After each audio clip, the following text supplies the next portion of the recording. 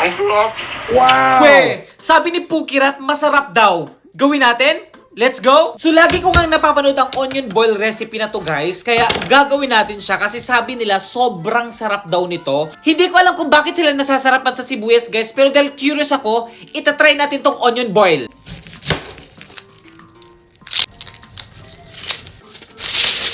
So, ito yung gagamitin nating pang balot mamaya. Bubutasan lang natin to. Tapos, maglalagay na tayo ng butter. So, hatiin mo lang siya.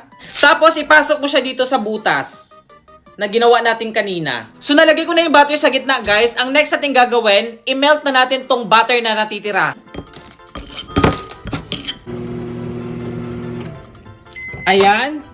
So, saktong-sakto, guys. Okay na to. So, kapag na-melt na yung butter natin, guys, ilagay na natin tong konting seasonings natin. Cayenne pepper, curry powder, onion powder, rosemary leaves, garlic powder, Spanish paprika, thyme leaves, at syempre, lagyan natin ng asin. So kapag nahalo mo na siya, guys, ibubuhos mo na siya dito. Yan, ubusin natin. Tapos after nun, guys, ibabalot na natin siya. Yan, ibabalot lang natin siya ng parang ganyan. Tapos, i-bake natin siya sa air fryer ng 180 Celsius for 1 hour. Let's go! After 1 hour and 30 minutes, guys, luto na ang ating onion boil. Ayan. So, sobrang excited na akong matry ito. Okay, let's go. In fairness, guys, sobrang bango niya talaga. So, ito na yung finished product natin, guys. Ayan, sobrang bango niya at feeling ko sobrang sarap nito. So, ayun, guys, taste test, the moment of truth. Okay.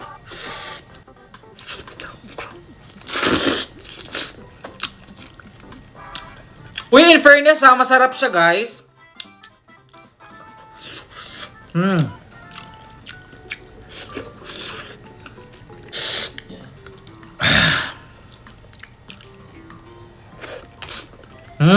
Sobrang init pa niya kasi kakaluto lang talaga nito, guys. May napanood ako, ang ginawa niya, kumuha siya ng kanin, tapos nilagay niya dito, tapos kumuha siya ng sabaw. Parang ginawa niyang sushi, guys. Parang ganyan.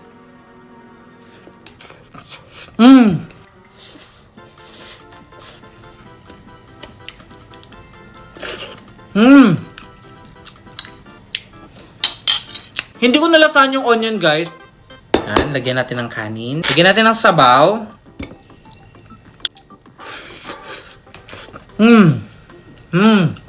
Di ba ang sibuyas sobrang sobrang anghang. Pero ito, parang tumamis yung parang tumamis yung niya. Pinaka-sibuyas niya.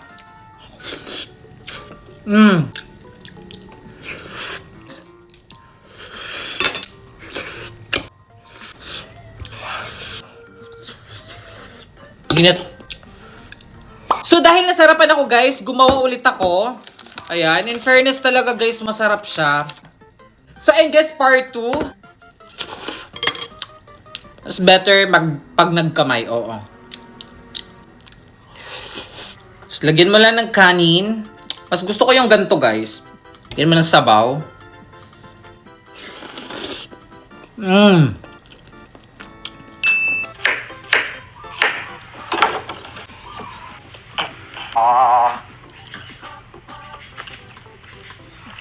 Wow! Mukhang masarap yung ginawa ni Bretman Rock. Tara, gawin natin. Let's go! Babalatan muna natin tong pineapple natin. Ayan, sobrang hirap pa naman balatan ng pineapple pero go lang. So, tanggalin muna natin tong pinaka niya. Itong pinakatangkay niya. Nga pala, guys, nilagay ko to sa ref, guys, para lumamig talaga siya. Kasi mas masarap to kapag malamig mo siyang kakainin. May napanood ako na technique kung paano magbalat ng guys, ng pineapple. So, tusok muna natin tong stick natin para may hawakan tayo. Tapos, babalatan mo na siya. Yan.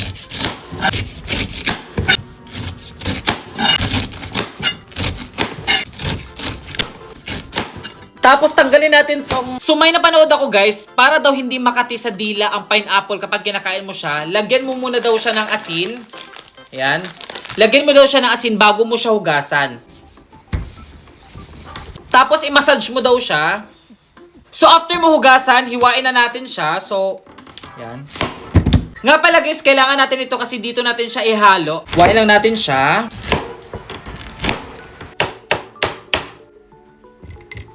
And, ayan. So, ito na yung slice natin, guys. Tapos, lagyan na natin siya ng chamoy na tahin. Tapos, lagyan natin ng cinnamon sugar. Yan, konti lang. I-shake na natin siya, guys.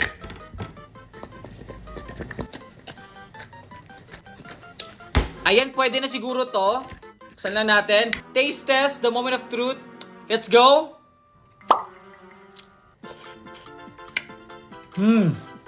So, gawa tayo ng bago, guys.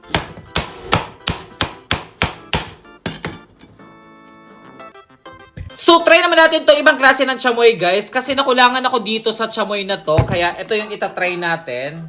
Parang nakulangan ako sa sa asim. Tapos, mas red talaga to, guys. Tapos, sarado lang natin. Wait, nakalimutan ko. Lagyan natin ng cinnamon powder konti.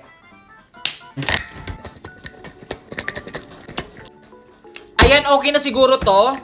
Ayan, taste test, the moment of truth. Let's go. Ito yun. Ito yung hinahanap kong asim, guys. Mas masarap to.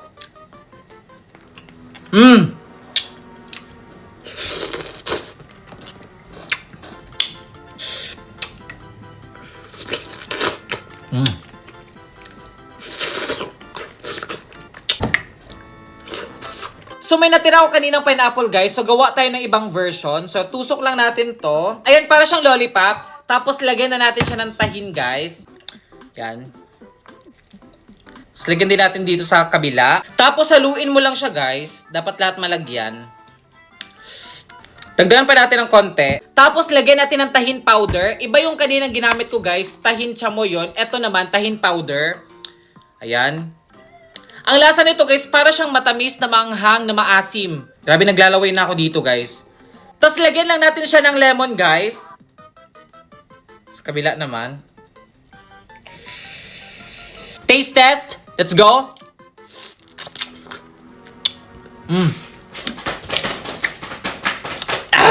Sobrang asim. Pero masarap.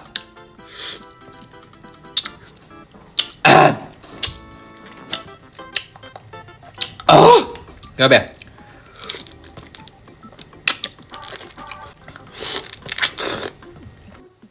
Parang nadamihan ko ata ng tahin powder, guys.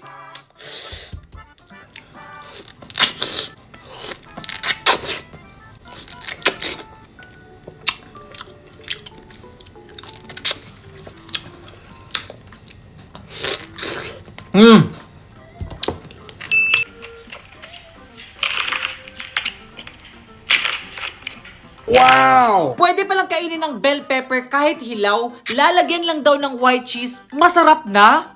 We! Try natin? Let's go! Sobrang weird talaga ng napanood ko, guys, pero itatry natin. Ako kasi yung klase ng tao na hindi mo na ako magsasabi ng hindi masarap kung hindi ko matatry. Kaya itatry natin. So, bubutasan lang daw siya dito. Tapos, tatanggalin mo lang tong mga buto niya sa loob. Ang alam ko kasi sa bell pepper, guys, niluluto talaga siya, sinasawag siya sa mga gulay. Pero sobrang first time ko tong matatry, guys. Nakakainin ko to ng hilaw. So, titignan natin kung masarap ba. So, buksan na natin tong white cheese natin. Grabe si ate kanina, para siyang kumakain ng apple lang. Oo, pero bell pepper talaga yon. At alam nyo ba, ang bell pepper, maanghang yun. Kaya hindi ko alam kung masarap ba talaga siya. Kaya gusto ko siyang itry. Oo. Mabango siya, ha? So, kuha lang tayo ng cheese dito. Tapos, lagay natin sa loob. Ayan, parang ganyan. Kinakabahan ako. Kinakabahan ako, pero excited ako kung ano ba talagang lasa nito. Taste test, the moment of truth. Let's go.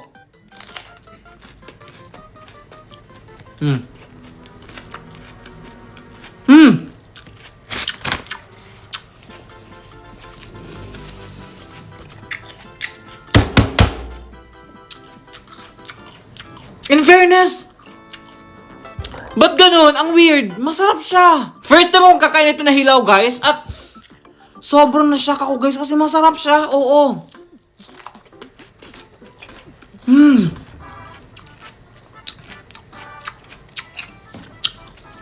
Nawawala yung pagka-bell pepper niya. Alam mo yun, para na lang akong kumakain ng papaya. Ngayon papaya? Or para akong kumakain ng carrots. Hindi ko nalasahan yung anghang. In fairness lang ha. Siguro malaking tulong tong itong cheese. Itong white cheese, guys.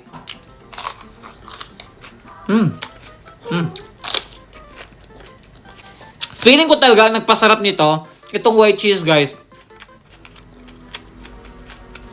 Like, hindi ko nalalasahan yung bell pepper. I swear, hindi ko nalalasahan yung bell pepper.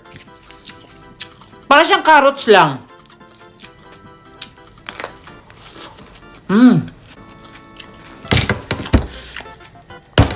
Hindi to totoo. Hindi to totoo.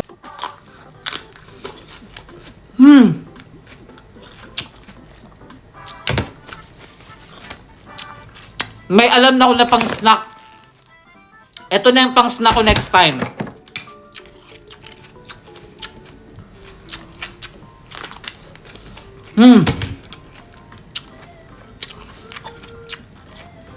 Ito yung isa sa pinaka-weird na nakain ko pero masarap. Wow! Hindi ko alam kung ito ba yung kinakain niya sa video, guys. Pero nakita ko to sa grocery kanina kaya binili ko. So itatry natin siya, guys. Ayan, parang ito naman siya di ba? Wala siyang amoy. Okay, binuksan niya lang yan ng parang ganto. Binuksan niya yung parang ganto. Nga pala, guys, meron akong sausawan dito. Tapos pinutol niya. Tapos sinausaw niya. Ang weird naman ito. Try muna natin. Let's go.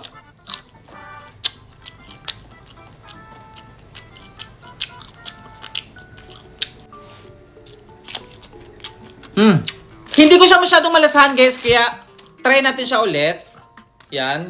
So parang kailangan lang tanggalin to.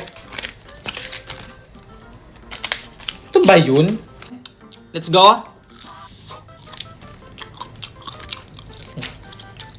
Parang umiiba yung lasa niya pag tumatagal.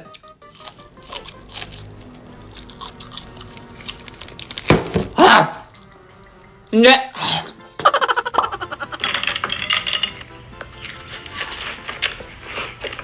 Wow! Ganun pala ang tamang pagkain ng Oreo?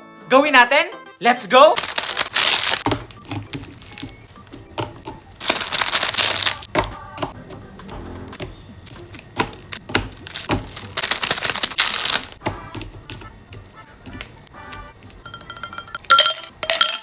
At syempre, kailangan natin ng fresh milk. So, shake lang natin. Ayan, shake lang. And buksan natin. Kaya daw lalagyan ng ice, guys, para crispy daw yung Oreo natin mamaya. Oo. Sobrang excited ako kaya try na natin. Ayan, tinusok niya lang dito. Parang ganyan. Tapos, ididip mo daw siya dito sa tubig. Taste test.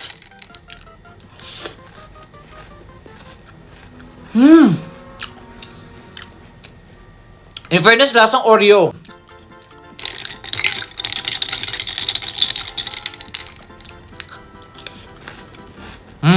Wala namang pinagkaiba, guys.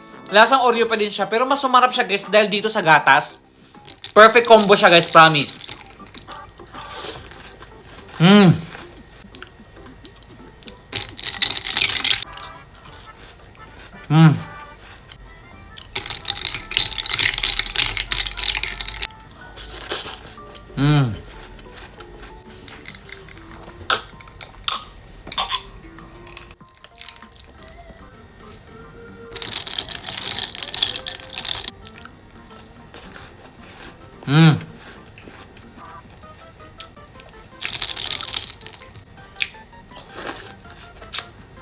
Mas sumarap siya kapag ididip mo talaga dito sa gatas, guys.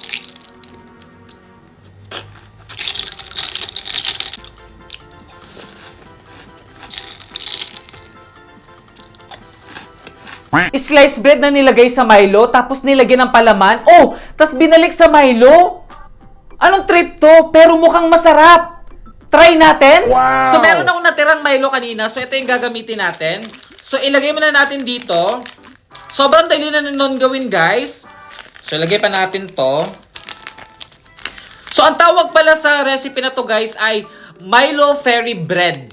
Ayan. So, first time ko yung narinig, guys. Kaya na-curious ako kung masarap nga ba siya. So, next naman, kukuha tayo ng, syempre, bread.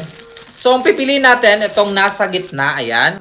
So, lalagyan daw muna natin to ng palaman. So, lagyan natin siya ng ganyan, dyan. Tapos, spread lang natin. So, kapag nalagyan mo na siya ng palaman, ilalagay mo na siya dito. Ayan. Parang igaganyan. At tapos, dito naman, tapos, igaganyan mo siya. So, lagyan lang din natin siya ng Milo both sides. Ayan. Tapos, dito naman. Ayan. So, nalagyan na natin siya, guys. So, ito na siya, guys. Ayan. Mukha siyang masarap. At sobrang excited ako matry ito. So, hatiin lang natin siya. So, ayan. Taste test. The moment of truth. Let's go.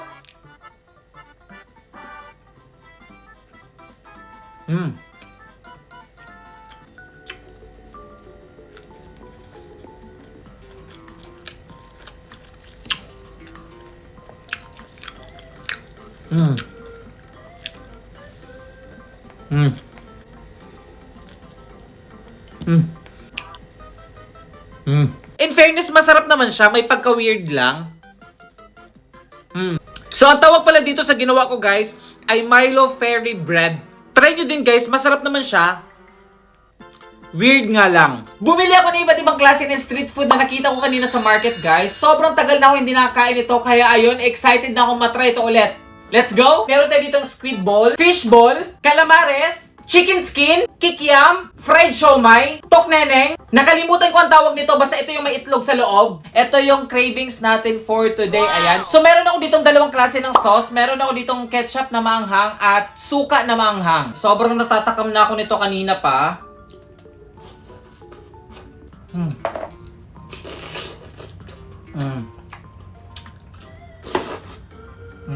Try naman natin itong chicken skin, guys. Isa to sa pinakamasarap sa street food.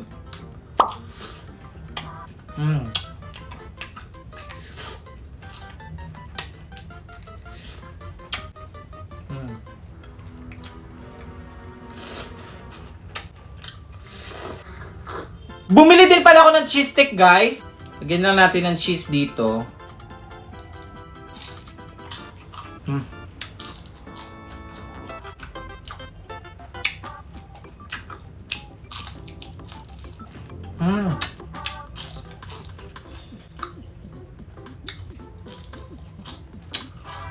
Bumili din ako ng pampalamig, guys. Bumili ako ng gulaman. Bumili din ako ng Four Seasons na palamig at cucumber na pampalamig. Marami silang iba't ibang klase ng pampalamig doon, guys, kaya marami kang pagpipilian.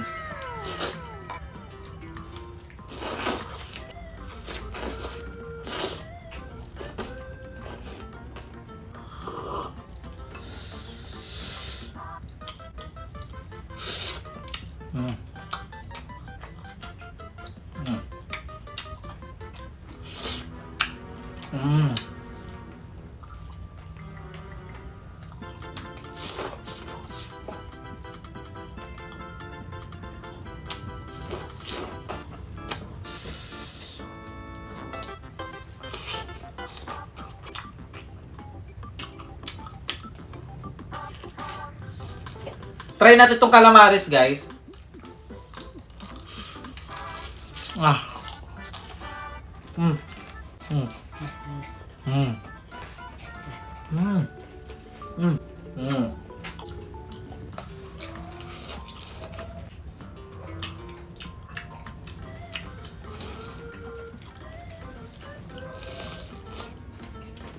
Try natin itong cucumber juice. In fairness, mas masarap to. Try naman natin itong fried siomai.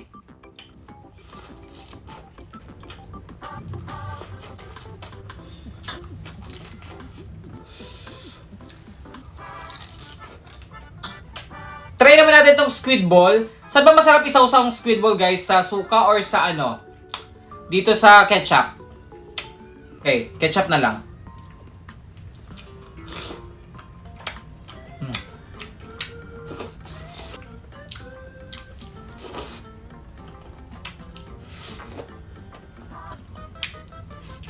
Kayo, guys, ano din yung mga cravings nyo lately?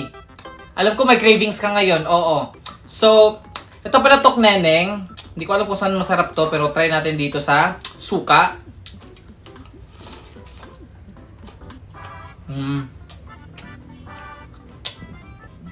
Hindi ko masyadong nasasarapan dito. Kasi parang wala siyang lasa sa loob.